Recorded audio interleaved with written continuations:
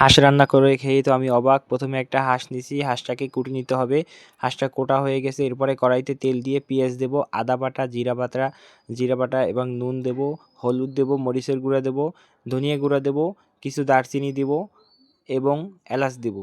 দিয়ে ভালোভাবে নাড়াচাড়া করতে হবে। নাড়াচাড়া করে মশলাটাকে তৈরি করে নিতে হবে। এরপর কুটে রাখা হাঁসটাকে সবটুকু দিয়ে দেবো। হাঁসটা দিয়ে ভালোভাবে নাড়াচাড়া করে হাঁসটাকে কষিয়ে নিতে হবে। কষানো প্রায় হয়ে গেছে, একটু ঢেকে দিব। বাস আমাদের হাঁস কষানো হয়ে গেছে। এরপরে আলু দিয়ে দিব, আলু দিয়ে দেবো কিছু। আলুটা খেতে আমার খুব ভালো লাগে তাই দিই। এবার নাড়াচাড়া দিয়ে কষিয়ে পানি দিয়ে দিব, পরিমাণ মতো পানি দিয়ে এবার ঢেকে দিব। দেখুন হয়ে গেছে আমাদের লোভনীয় হাঁসের মাংস, ঝাল ঝাল মাংস।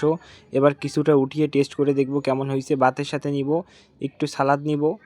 বাস টমেটো সালাদটা দিয়ে ভালোই লাগে খেতে। একটু মাখিয়ে হাঁসের গোশত দিয়ে দেখি কেমন লাগে।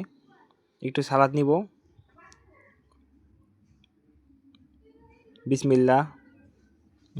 মুখে দিতেই ওয়াও, অনেক সুন্দর হয়েছে গাইস।